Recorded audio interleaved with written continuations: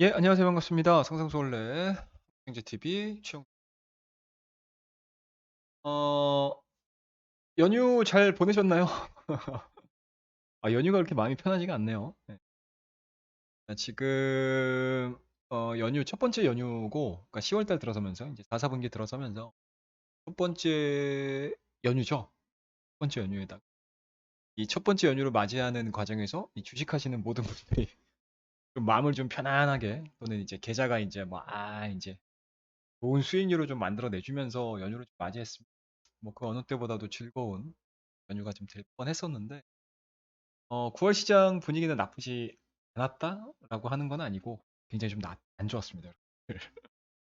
9월 초에 주가 흐름들을 좀 보시게 되면 3,200 정도를 시작을 했다라고 치자고요, 우리가. 200에서 좀 출발을 했다라고 치게 되면 10월 연휴 보내기 전에 10월 2일까지 10월 2일이 뭐 달력상으로는 뭐 10월 달이긴 한데 뭐 주간 기준으로 놓고 봤었을 때는 사실은 9월장의 연속이었기 때문에 실질적으로 10월 달은 뭐 카운팅 되는 날짜는 10월 5일 정도라고 보시는 게 낫지 않나라는 생각. 그래서 지난주 이제 금요일 날 종합주가 지수의 하락 부분들을 19포인트에서 안타깝죠? 네. 그다음에 이제 코스닥 같은 경우도 2% 가깝게 하락을 한 상황들이기 때문에 일단은 10월 달을 준비를 하는 과정에서 상당히 좀 고민 아닌 고민을 할 수밖에 없는 환경들이 갖춰져 있다. 뭐 갖춰져 있다라는 표현이 좀 말이 안 되죠. 좀 해결을 해 나가야 될 그런 이제 문제가 아닐까라는 생각이 좀 듭니다. 자, 그렇다라고 하게 되면 이제 9월 달에 왜 이런 9월 왜 이런 상황이 연출이 되었나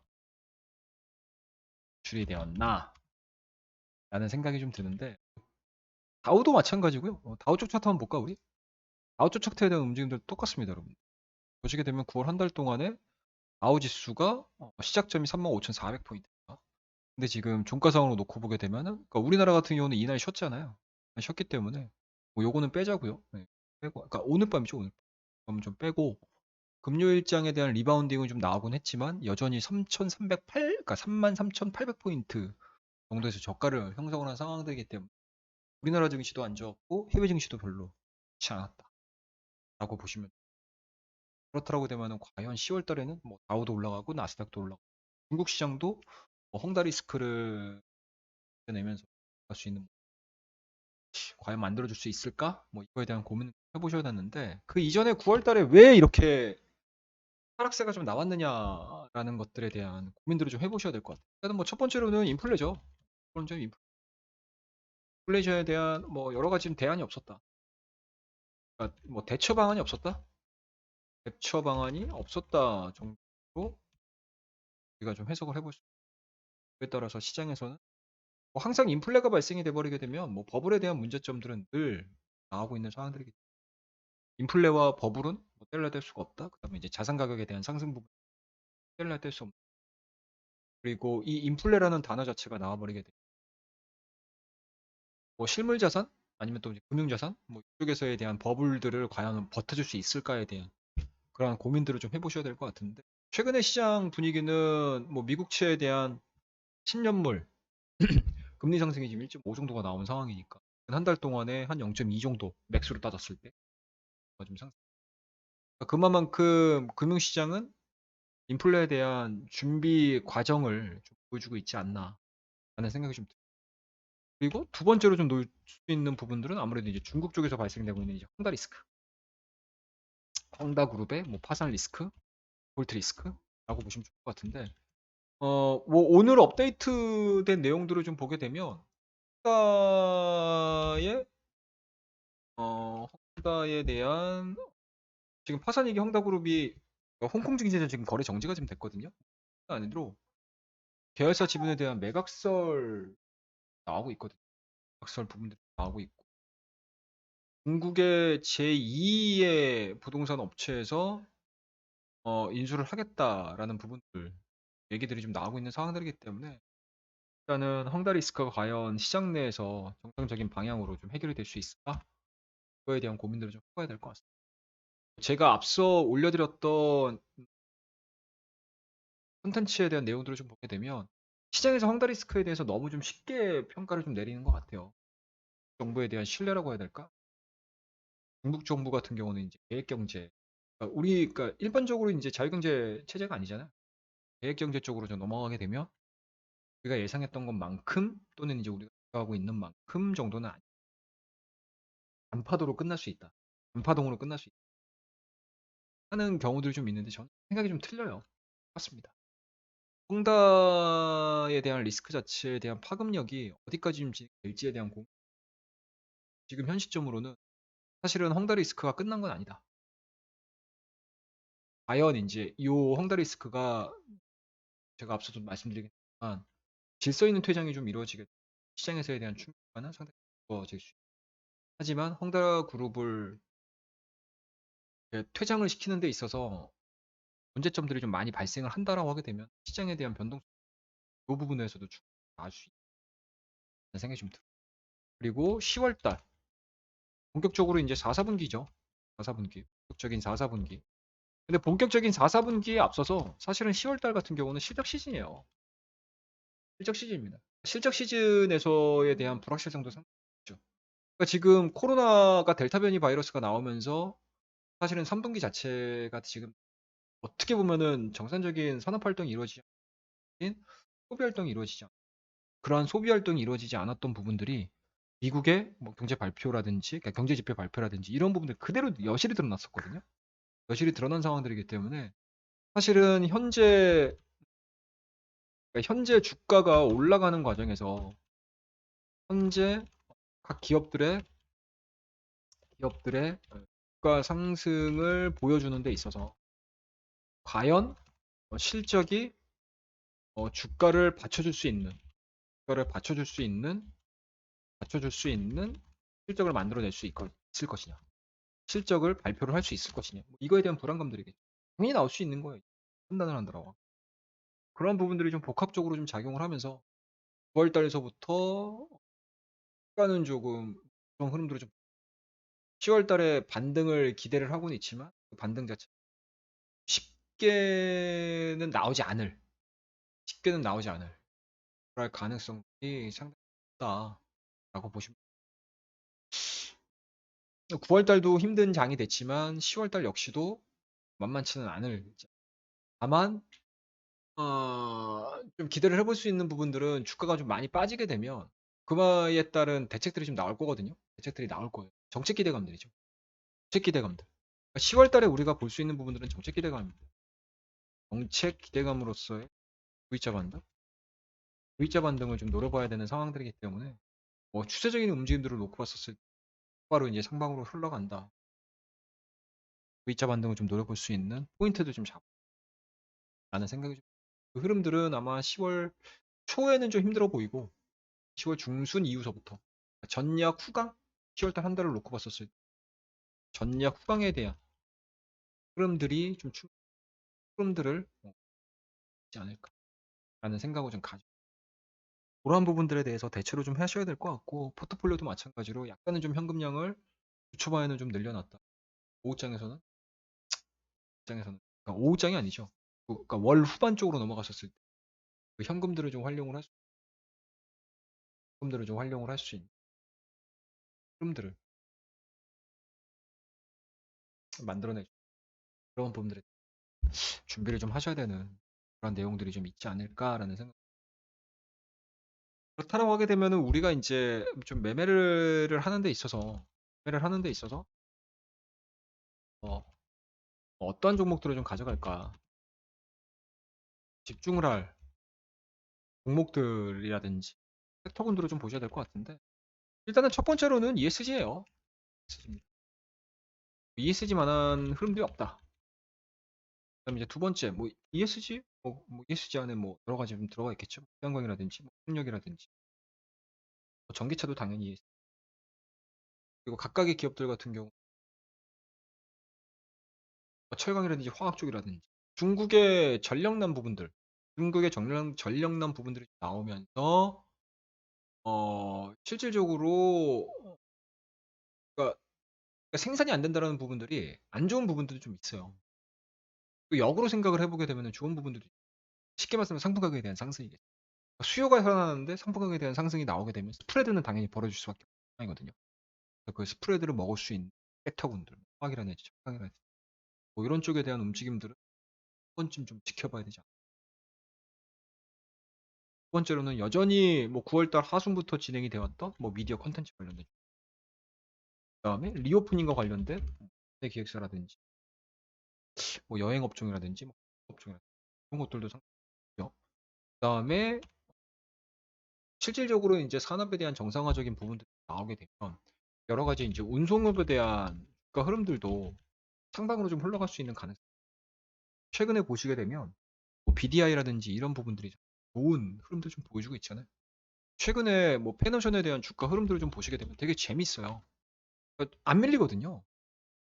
안 밀려요, 얘네들. 안 밀립니다. 외국인들에 대한 매수세가 계속 지금 유입이 되고 있는 상황들이기 때문에 최근 들어서는 또 기관 쪽 애들도 좀 들어오거든요. 이런 부분들을 좀 차관을 좀 하고 있지 않나라는 생각이 좀. 그다음에 뭐 미디어 쪽으로 놓고 보게 되면은 제가 지난 콘텐츠에서 말씀을 좀 대원 미디어, A 콘텐츠 뭐 이런 종목군들 너무 좋잖아요.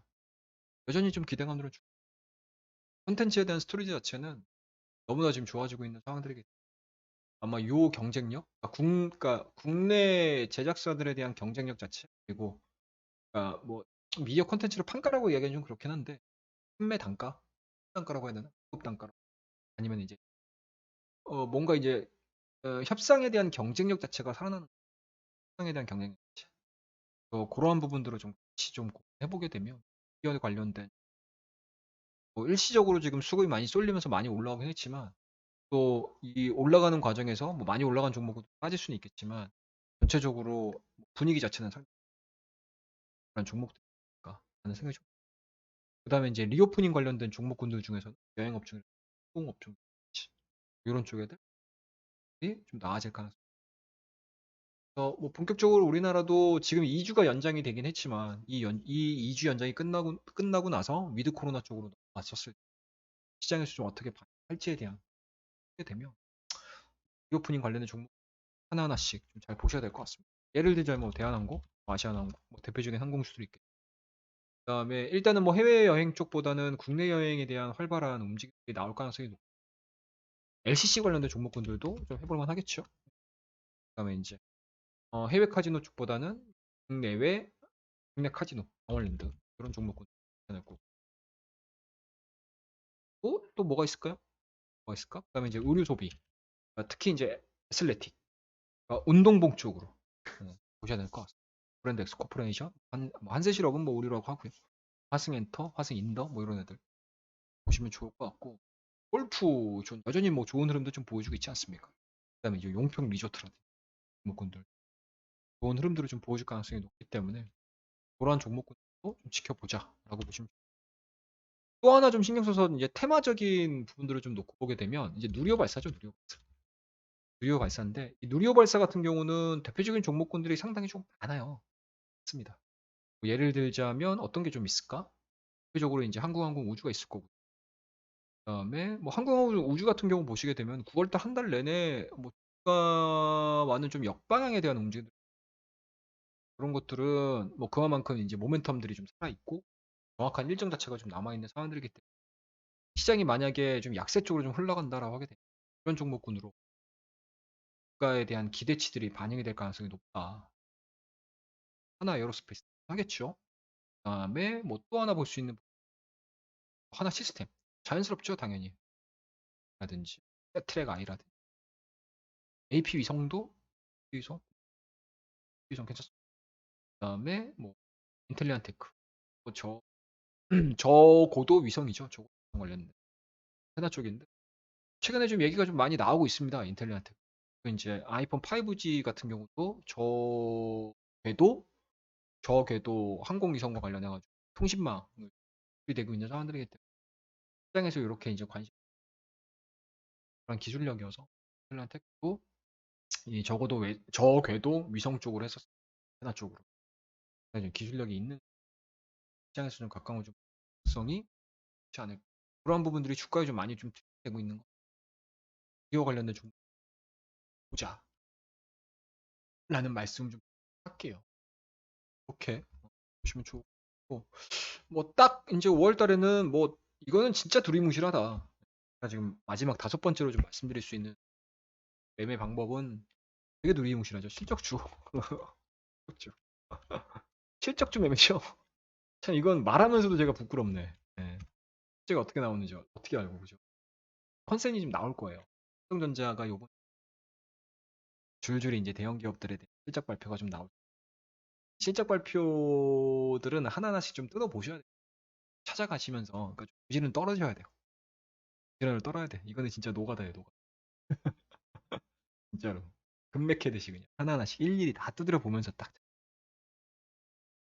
실적주들 그리고 주가가 조금 단기간에 좀 많이 올라와 있는 종목 하셔야 되겠죠.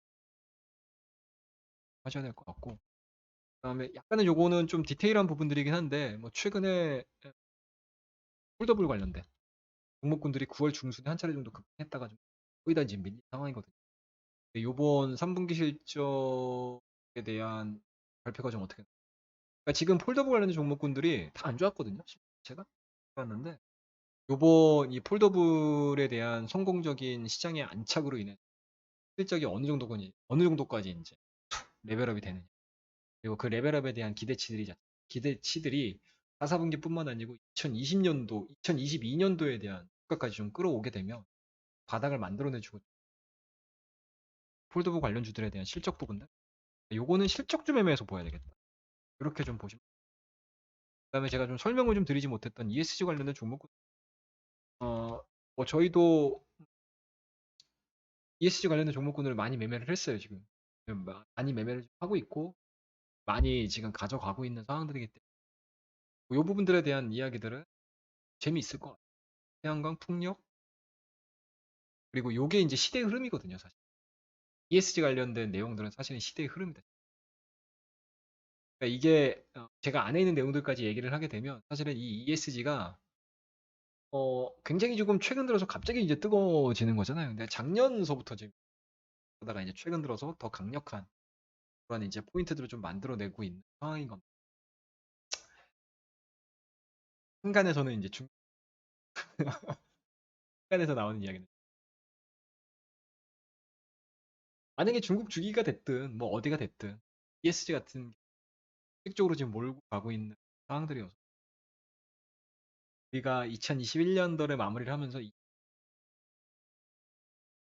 자리 잡을 가능성이 탄소 쪽이라든지 탄소 배출이라든지 태양광 쪽이라든지 풍력 쪽이라든지 하나의 카테고리들을 잘 설정을 하셔가지고 재미있게 좀 매매를 OCI 같은 경우는 엄청나게 움직이죠. OCI가 움직이게 되면 뭐 자연스럽게 태양광 쪽에 대한 하부에 깔려있는 종목군들이 되게 많거든요. 그런 종목들 끌어올려 보자. 풍력 같은 경우는 몇 종목 CS 윈드 같은 경우는 지난주에 9% 정도가 좀 빠졌죠. 실적에 대한 우려감. 근데 어느 정도 주가가 좀 빠지게 되면 충분히 저가 매수할 수 있는 충분히 저가 매수 그러한 이제 저점 구간들을 좀 타진해 볼 수 있고 저점 구간들을 좀 노려볼 수 있는 CS 베어링, 뭐 동구 SAC, SKDND. SKDND는 거래량이 좀 적. CS 윈드 그런 애들 있지 않을까? 라는 생각이 그런 것들에 대해서 관심 있게 좀 지켜보시면 좋겠습니다. 그다음에 이제 중국의 뭐 부채 한도 부분들도 좀 있는데 뭐 그거는 뭐 여러 번 경험들을 좀 해보셔서 아시겠지만 부채 한도는 셧다운되는 거 뭐 언제까지 뭐 그 속임수에 우리가 놀아나겠습니까? 지수가 하락하는 뭐 부채 한도로 인해서 셧다운으로 인한 지수에 대한 하락 부분들은 사실은 매수의 관점으로 놓고 하는 오히려 매크로적인 부분들에 대해서 신경을 더 많이 쓰자 인플레, 펑다, 그다음에 실적, 그다음에 10월 중순 시장에서 어떤 정책적인 발언 라는 부분 그 부분들을 좀 놓고 주가에 대한 V자 반등을 뭐 제가 이 시간을 통해 예측을 할 수는 없겠지만 그러니까 타이밍들을 잡을 수 있는 시그널들이 좀 나와 것을 좀 매매를 한번 해보자. 10월 달 자체가 쉽지 않은 장이 되긴 할 텐데 10월 장이 쉽지 않은 장이 할 텐데 많이 진짜 매매하시면서 또 장을 보시면서 어이 이 뭐야 이러면서 막 승질도 나고 화도 나고 부락불부락 막 하는 경우 아시겠지만 그런 거에 좀 초연하시면서 앞서 말씀드렸던 공식적인 기대감들이 나올 수 있는 그런 이제 시장 흐름들을 예측을 한번 해보자 개념으로 했습니다. 뭐 특별한 내용들은 뭐 준비들은 좀 잘 했으면 좋겠고 너무 어렵게만 보지 말자. 너무 어려워요. 그래서 힘내시고 이거 좀 빠진다고 뭐 3,000포인트 막 빠졌다고 해서 뭐 끝났어라고 생각하지 마시고 3,000포인트 밑에서 내가 다시 잡을 수 있는 내가 다시 한번 또 기회들을 좀 만들어내갈 수 있는 10월달 습니다. 자, 오늘 말씀드렸던 내용들 참고가 되셨으면 좋겠고요. 오늘은 여기까지. 다음에 뵙도록 하겠습니다. 감사합니다.